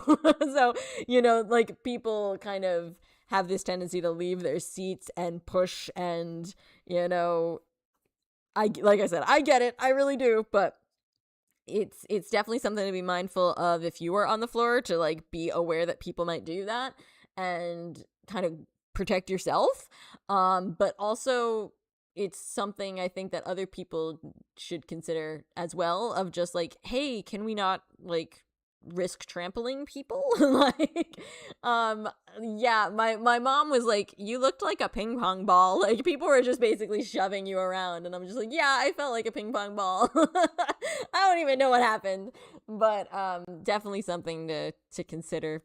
Stay safe for those of you who are going to future concerts, or I don't know if this is something next time BTS has a tour, I don't know if they'll do something like this. During PTDLA, they did kind of they were in carts, so they were in these very tall carts, so you didn't really have the opportunity to rush up to them the way you do when they're walking down the track by their own power, the way they did in Idol. So obviously it's a very different vibe. So I don't know if they would ever do something like this again, if they would change it up, if they would do it a little bit more the way they did the carts in PTD, who knows. But definitely something to consider if that's a thing that they do in future. Yeah, Azraella, yeah, it gets a little bit crazy. It's a little bit chaotic, and it's definitely not something that dampened my experience. It's not oh, this ruined my concert. No, not at all. But it definitely was not something I was I was kind of anticipating it, but anticipating it and actually having it happen are two very different things. And you're like, oh, okay, that was a lot. The other thing, this is gonna be my true, fully I sound like a curmudgeon moment, and I acknowledge that, but something that I noticed, because obviously that's been a big thing that they've tried to emphasize throughout this tour, is live in the moment, and put your phones down, and all that sort of thing. And I don't begrudge anybody filming the concert. I filmed a lot of the concert. I think it's perfectly natural. But something that I noticed that kind of surprised me was I saw when the boys would come down the ramps, that sometimes people would fully turn away from them to either take a selfie or have somebody else take their picture with the member behind them. And I'm like, no shade, you get to have that picture forever.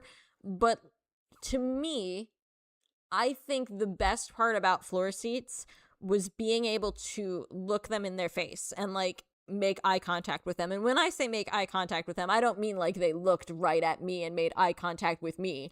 I just mean they were looking at the crowd.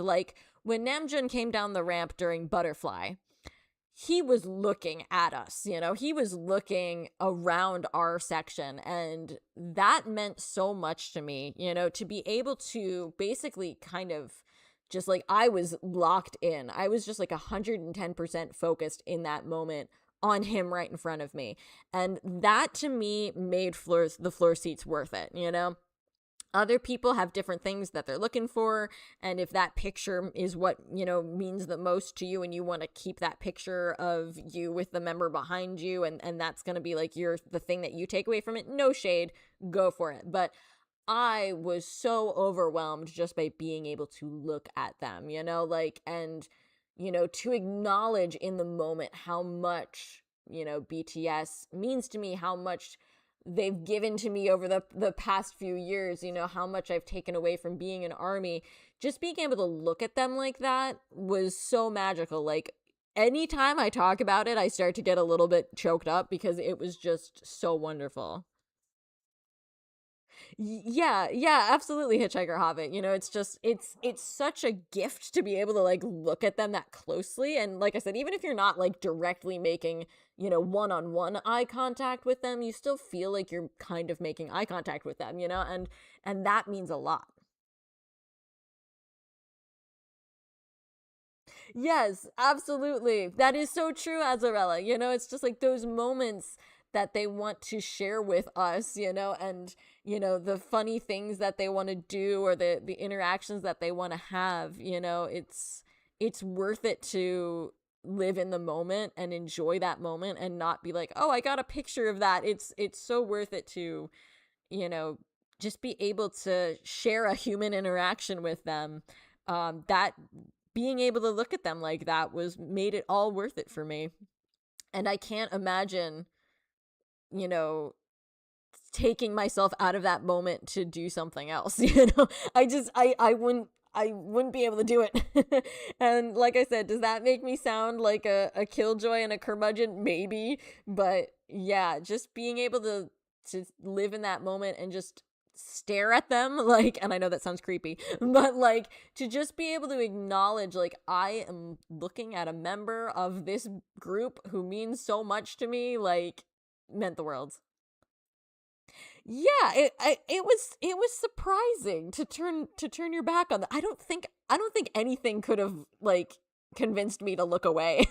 Like, I think somebody would have had to physically grab me and turn my body away from the stage because I was just like so transfixed.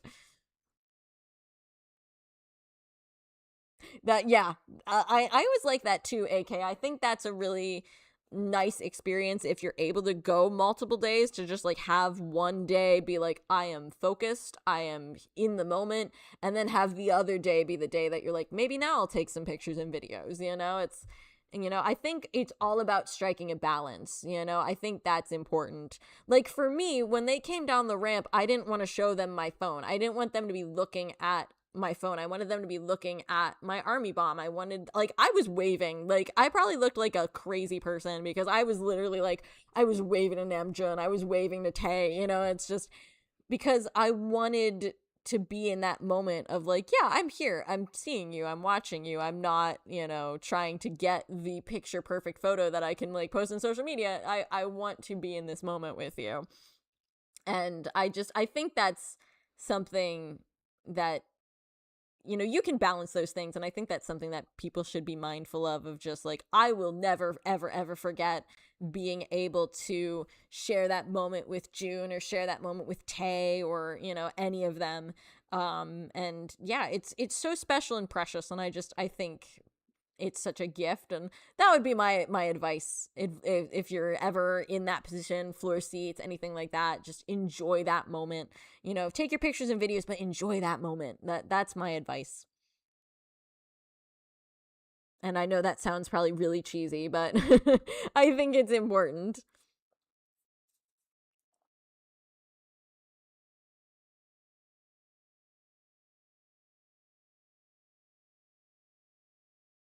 And a lot of times too, like, certain types of moments, you're gonna see them online. Like, a great example of that is the whole moment of Jin putting his head through the hole in Namjoon's shirt. that went viral. So like a lot of you'll see that a lot online, but if you can just enjoy it in the moment, you might see it again. You don't necessarily have to take yourself out of the moment by filming it. Also, Namjoon's reaction to the ripped shirt was so funny because they were all laughing at him, and like I said, JK made the hole bigger, and so Namjoon was just like, I hate you all so much. Leave me alone. It was so funny. I was literally doubled over laughing. Like that type of stuff is just, I feel like obviously getting to see BTS perform is what makes a concert special, but it's all of those little moments that make it even more special. When you have those little, off the cuff things and those little moments, those are what kind of make the stops iconic. And I'm so curious if to any other people who had either floor seats or, really close seats, I'd love to hear your thoughts too, if you have any other tips too. Thank you so much for being here, Azarella. I'm so glad you could stop in and share your experiences too. Thank you for being here. If I will probably be wrapping things up within probably like the next 10-15 minutes anyway, so you're not going to miss super much, but it will be up on the channel if you want to see anything that you might have missed. And like I said, I'll definitely let you know about future live stream dates. So Hitchhiker Hobbit. Literally, I saw somebody else's like angle of that, and it is so funny because you can see the idea dawn in Jin's mind, and then he wanders over and he whispers it in Namjoon's ear, and he just has like this big smile on his face, and Namjoon just nods like, yeah, sure, let's do it. And I'm just like, I can practically hear the conversation happening of like, I just had the funniest idea.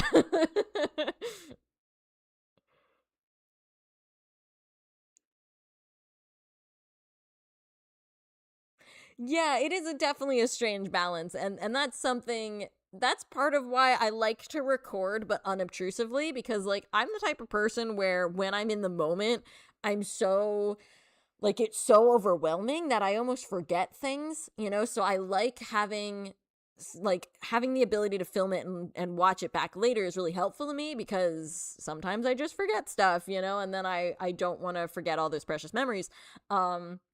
But I like doing it in a way where it doesn't interfere with what else I'm doing, and I'd much rather have like a video that's kind of shaky, or a video that's maybe not the best quality, or a picture that's not the best quality, than like compromise my experience in the moment. So you gotta kind of strike a balance.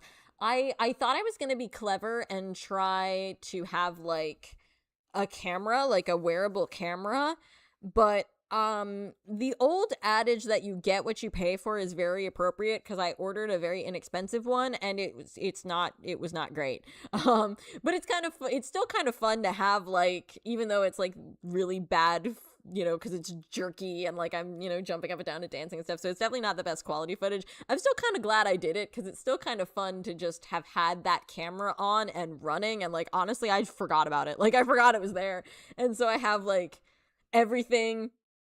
And it's kind of like, because of the way I'm standing, everything's at like a weird angle. And there's a lot of like background noise and stuff. So definitely not good footage, but I'm still kind of glad that I have it, just because it's like a live in the moment record of what was going on.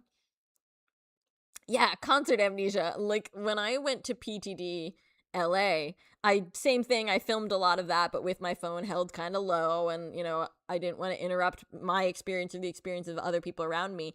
And after that concert, I was watching my footage, and I'm like, oh my god, I don't remember like a lot of this. I'm so glad I recorded it. Like, and that's very very true of a lot of the other concerts. I'm really grateful to have a record of it, but I'm also grateful to be able to live in the moment and enjoy that. Yes, that right. It's like just a little thing to have just right there, like a little tripod or something. Yeah, and the other thing too that I wasn't expecting, that was just that like added an extra layer of just like, oh okay, this is a challenge, was I didn't get the new Army Bomb. I don't super love the style of it, and I recently got mine. I just got my Army Bomb like maybe 2 years ago, and I'm like, I don't want to have to buy a whole other Army Bomb for this tour because like they originally for the first leg of this tour the older Army Bombs still worked, and then they were like, hey, after that they're not going to work anymore, and I'm just like, oh, that's fine. It just means my Army Bomb won't change color. I can still turn it on. What I didn't realize was that when your Army Bomb is not paired, like Bluetooth wise, to the rest of the concert where it's being controlled, it turns itself off. So I have to keep turning my Army Bomb back on like every couple of minutes. So that was kind of annoying, but so something to keep in mind for, future concerts, but it's okay. It is what it is. It's just kind of funny when you're like standing there shaking your Army Bomb and then you look down and you're like, you've been off this whole time, haven't you? I'm literally shaking a dark Army Bomb. So just one of those little things. Yeah, I was really delighted to see that they added the live streams for the LA concerts. I'm going to have to check out prices and see. Because that'll be interesting too, because with LA being 3 hours behind me, that'll be interesting because like it shouldn't be too bad. I mean, I'm a night owl, so I'm up pretty late, so I should still be able to watch it. So, even just being able to watch one or two, I think would be really cool. I'm really glad that they're doing that. And it's nice because that'll be, kind of the way I'm pretty sure that's how they're ending this part of the North American tour is the 4 days at SoFi. And it would be really cool to see SoFi Stadium again. Even if I'm not there in person, it'll be cool to see SoFi again. So I have to check out prices. Yeah, I think Hitchhiker but I feel like they'd be like 8 hours behind you because I'm 5 hours behind you, and LA's 3 hours behind me. So I think probably 8 hours.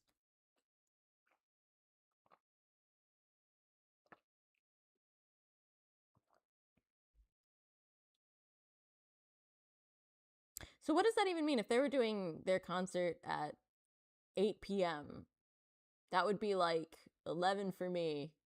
I'm so bad with time zones. Like I've as somebody who's been standing BTS as long as I have, you would think that I would have worked out time zone math by now, but I cannot tell you how often I will completely screw up time zones.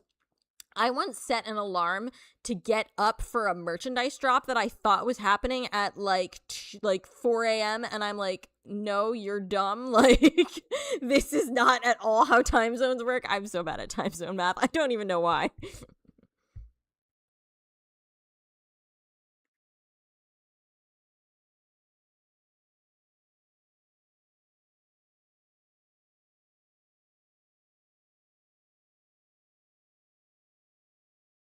Ooh, yeah, AK, you might be right. There might be some, especially with the fact that they're live streaming, it does kind of make me think like we might be getting some fun surprises.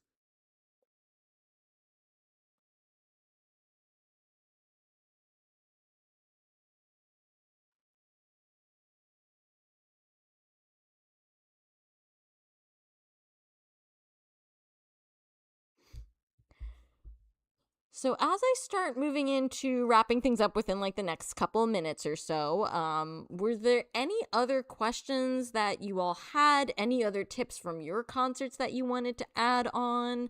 Anything else that I might have missed? Because I know when I do live streams like this, they're very like non-structured, so I'm just kind of talking off the top of my head. If there's anything that you wanted me to discuss or that you were curious about that I didn't get to, please let me know. Yes, Sonia, I'm always grateful about that, especially when they do like delayed streaming. Like if they're like, "Hey, the delayed streaming is going to be at this time." I'm like, "Thank you," because if I had to do that time zone math, I would not be able to.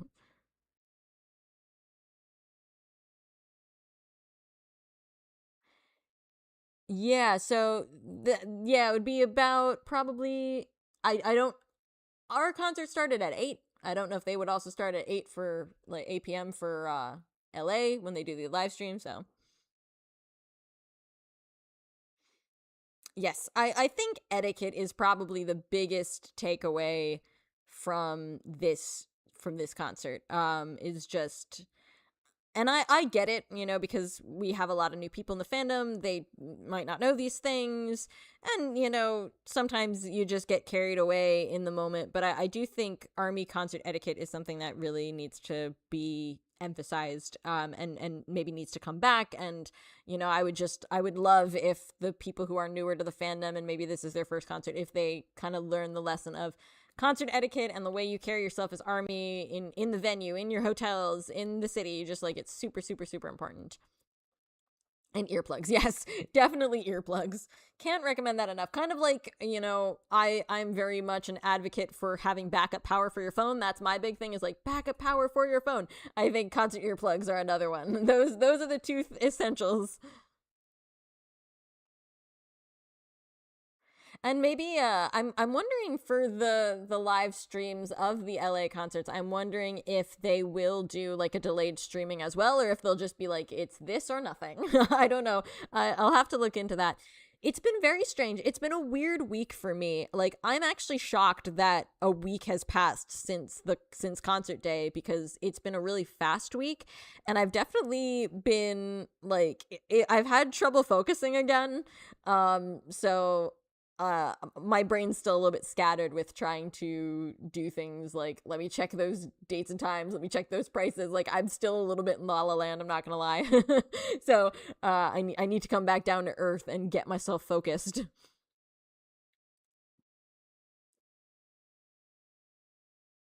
But yes, Hitchhiker Hobbit, you're right. I think it's very easy when you go to concerts to neglect basic needs and basic things like, be mindful of your hearing, be mindful of your hydration, be mindful of like the food that you're putting in your body, be mindful of the heat. Like, I just think, and I know again I'm sounding very curmudgeonly to be like, you gotta look out for yourself, not just like watch the concert. I know that sounds like I am allergic to fun, but you can't enjoy yourself if you don't take care of those basic things. Like, there would be nothing sadder than like going to a BTS concert and, showing up and spending the money and going through the ticketing and winning the ticketing war, and like getting there and like not being hydrated, or like getting heat stroke. Like, just so the basics are important. Oh, that's really interesting. Okay, that's cool, Hitchhiker Hobbit. That's good to know. I'm gonna definitely have to check that out. I can tell you that my dad would probably really enjoy watching them, because he's had a really fun time at both of these concerts, and has really, enjoyed watching, like, when people put it on YouTube and stuff, he's really enjoyed watching that. So I'm sure he'd be like, well, let's watch the one in LA. He'd like that. That is lucky that the hearing test after the concerts is pretty lucky that it was canceled. You probably would have just been like, I'm not going to be at my best. I'm sorry.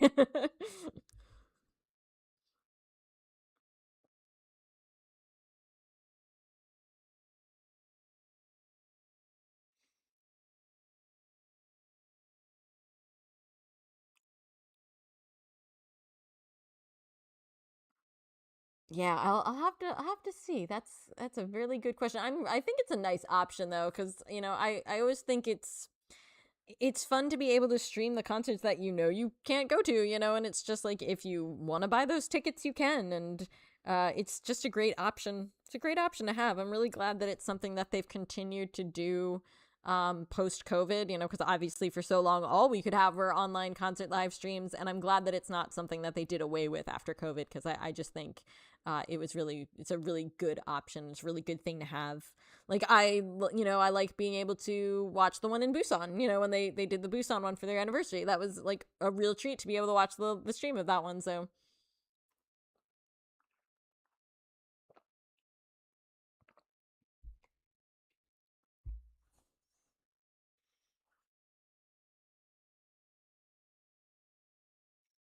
alrighty, well, I'm gonna go ahead and start wrapping things up. If you had any final thoughts, please feel free to let me know. And if you think of anything after the stream as well, please feel free to leave a comment when this video goes up on the channel or anything like that. I'd love to hear from you.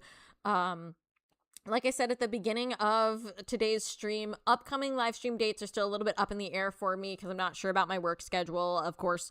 So as soon as I know, you guys will know. I will let you know on both Discord and in the community, the post sections of the channel. I'd like book club to be sometime in September, and then October and November live streams to follow, but I'll let you all know what's going on with those as soon as I know. So if you're looking to participate in book club in September, it's going to be, the book we're reading is going to be Map of the Soul 7, Persona, Shadow, and Ego in the World of BTS by Jungian scholar Murray Stein. So if you want to join us and you want to read that, that's the book. And if not, we give detailed summaries and stuff, so you won't be too lost if you don't get a chance to read it. But I hope to see you all there. I really am looking forward to talking about that book with all of you. So that'll be our next one.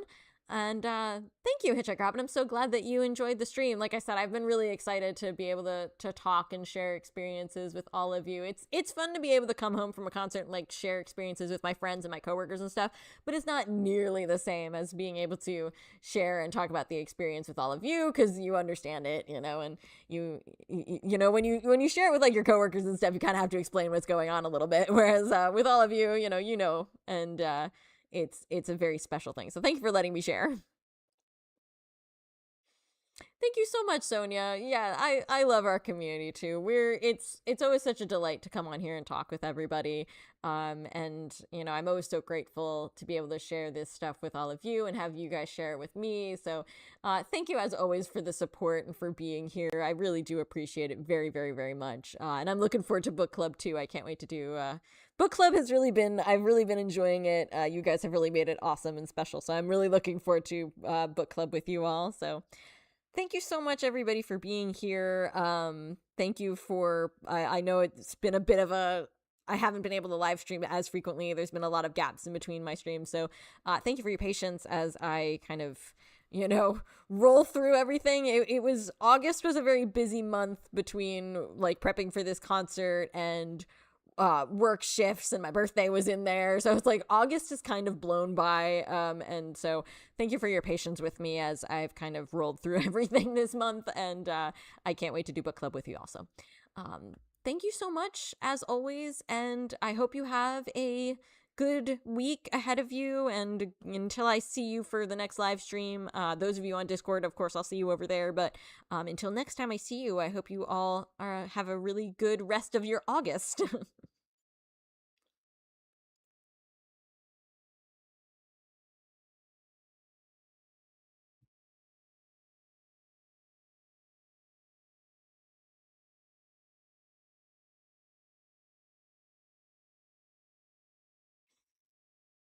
Yes, Borhe, everybody, thank you so much for being here. Have a great afternoon. Take care, everybody. Bye bye.